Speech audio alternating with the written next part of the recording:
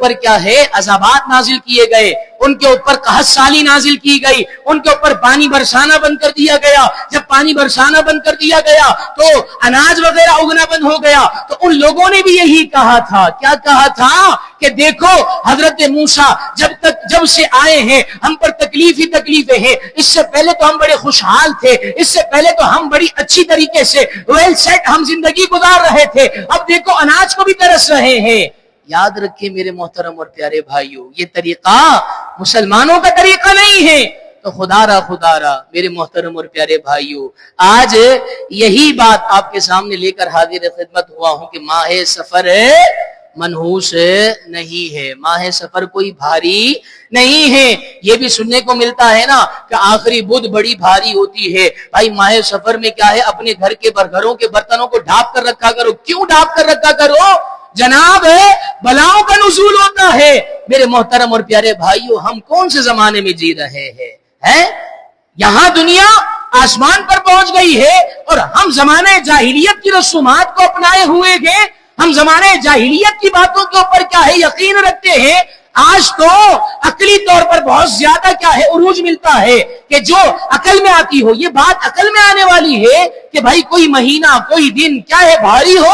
ایسا ہرگز نہیں ہو سکتا. قرآن پاک ضرور پڑھوائیں. اور یاد رکھیں میرے محترم اور پیارے بھائیو، دو باتیں. خلیفہ چہرم حضرت سیدنا علی المرتضی شیر خدا کرم اللہ تعالی وجہہ الکریم کا نکاح ماہ ذی الحجۃ الحرام میں ہوا. ماہ ذی الحجۃ الحرام کے اندر ہوا اور حضرت سیدتنا فاطمہ الزہرا رضی اللہ تعالی عنہا اور حضرت سیدنا علی المرتضی شیر خدا کرم اللہ تعالی وجہہ الکریم سے جو نکاح ہوا تھا، اس کی جو رخصتی کا وقت تھا وہ معلوم ہے کون سا تھا؟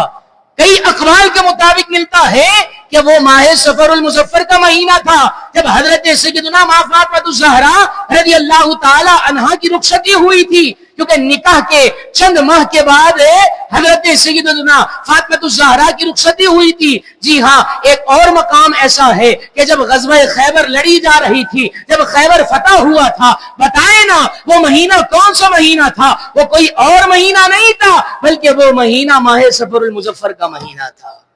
میرے محترم اور پیارے بھائیوں، یہ ذہنوں کے اندر لے کر آنا کہ ماہ سفر المظفر کیا ہے، بڑا بھاری مہینہ ہے، یہ بالکل درست نہیں ہے. اور یہ بھی میرے محترم اور پیارے بھائیوں عقیدے کی بات ہے کہ جو میرے اور آپ کے نصیب میں لکھا ہے، جو میرے اور آپ کے نصیب میں لکھا ہے وہ کسی کی وجہ سے بدل نہیں سکتا، اور جو میرے نصیب میں نہیں لکھا نا وہ کسی کی وجہ سے مل نہیں سکتا. یہ میں نہیں کہہ رہا بلکہ نبی پاک صلی اللہ تعالی علیہ وسلم نے ارشاد فرمایا. جی ہاں، اللہ تبارک و تعالی کے پیارے حبیب صلی اللہ تعالی علیہ وسلم اس حدیث مبارکہ کے راوی ہیں حضرت سیدنا عبداللہ ابن عباس رضی اللہ تعالی عنہما. فرماتے ہیں یقین رکھو، توجہ سے، شاید یہ اشکال ختم ہو جائے گا کہ فلاں کی وجہ سے ایسا ہوا ہے، فلاں شخص کی وجہ سے یہ مصیبت آئی ہے، میں اس کے ساتھ تھا تو مجھ پر تکلیف آئی ہے، اس کے ساتھ نہ ہوتا تو یہ تکلیف نہیں آتی، اس دن کی وجہ سے ہوا ہے، فلاں کا چہرہ دیکھا ہے تو ہوا ہے. یہ سارے اشکالات ختم ہو جائیں گے اگر اس حدیث مبارکہ پر یقین کامل رکھو گے. وہ حدیث مبارکہ کیا ہے؟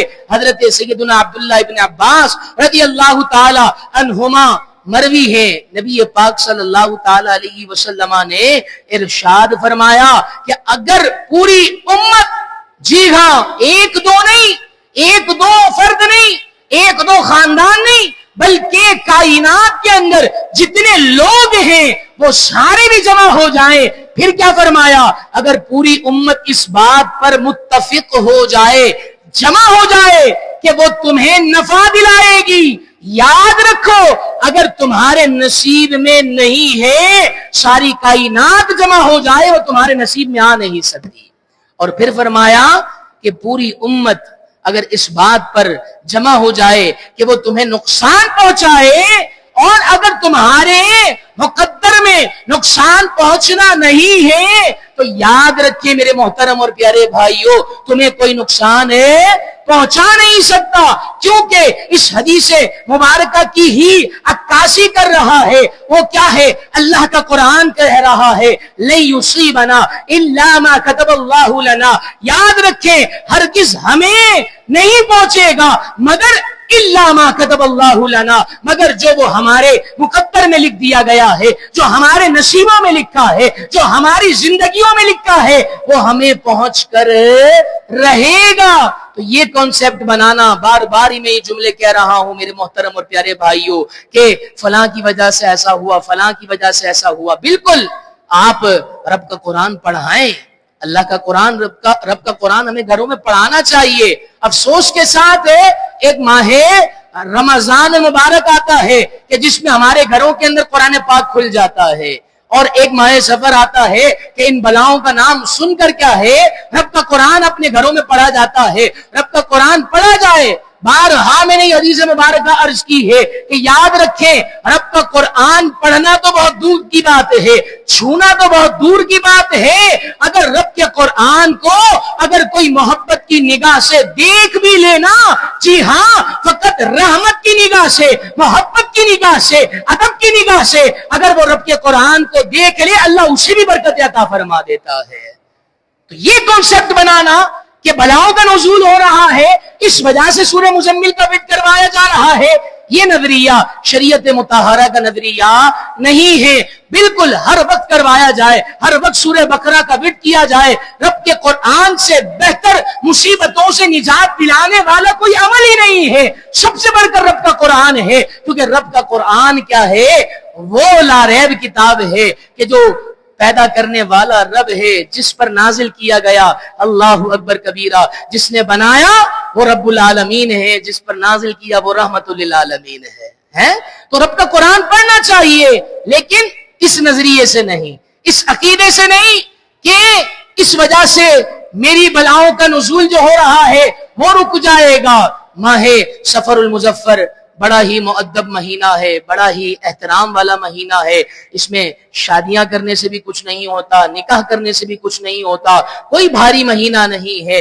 जैसे महीने दूसरे महीने हैं, वैसे ही इस महीने का भी नुज़ूल किया गया है। और मैंने इब्तिदा में भी मेरे मोहतरम और प्यारे भाइयों ये बात अर्ज की थी कि इन्नल्लज़ीना युज़ूना अल्लाह व रसूलह, जो अल्लाह और उसके रसूल को अज़ियत दे। अब यहां पर चाहे वो दिन हो, चाहे वो रात हो, चाहे वो महीना हो, कोई भी महीना हो, सबका खालिक कौन है?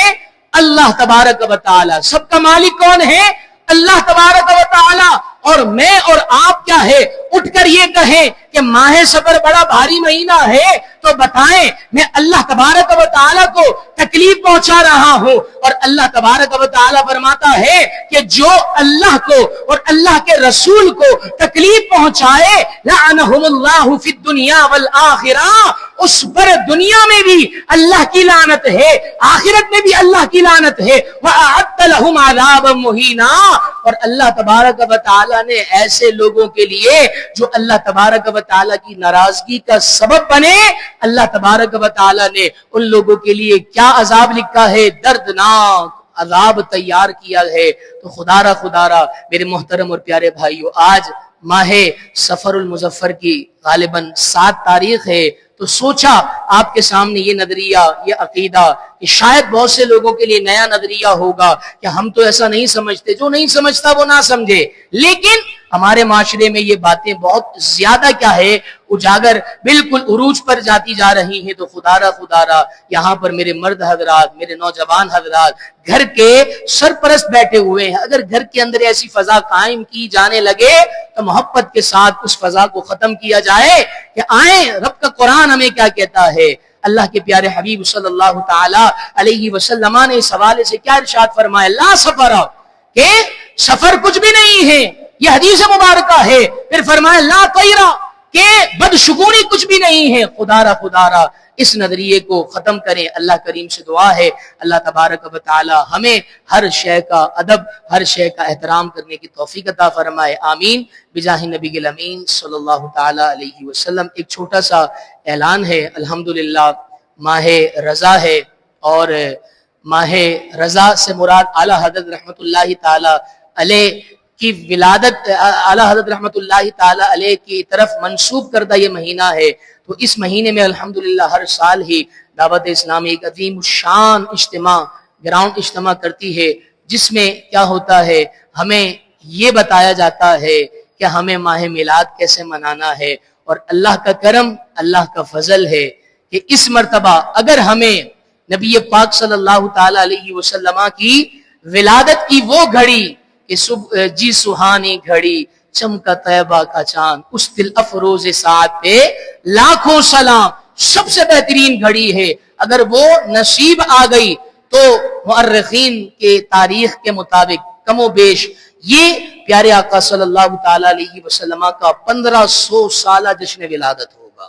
کہہ دیجئے نا سبحان اللہ، ایک امتی کے لیے کتنا بڑا موقع آ رہا ہے۔ تو انشاءاللہ اللہ نے چاہا تو ہم اس مرتبہ بھی ادب کے دائرے میں رہ کر سرکار کا میلاد بھی منائیں گے، انشاءاللہ مرحبا یا مصطفیٰ کی دھومیں بھی مچائیں گے۔ اسی کی تیاری کے لیے ایک گراؤنڈ اجتماع کیا جا رہا ہے، جو کہ 3 اگست بروز اتوار بعد نماز عشاء نشتر پارک گراؤنڈ کے اندر یہ دعوت اسلامی کے تحت اجتماع رکھا گیا ہے۔ انشاءاللہ آپ دیکھیں گے لاکھوں لوگوں کا انشاءاللہ سروں کا سمندر ہوگا، اور وہاں پر کوئی دنیاوی باتیں نہیں ہوں گی، بلکہ اللہ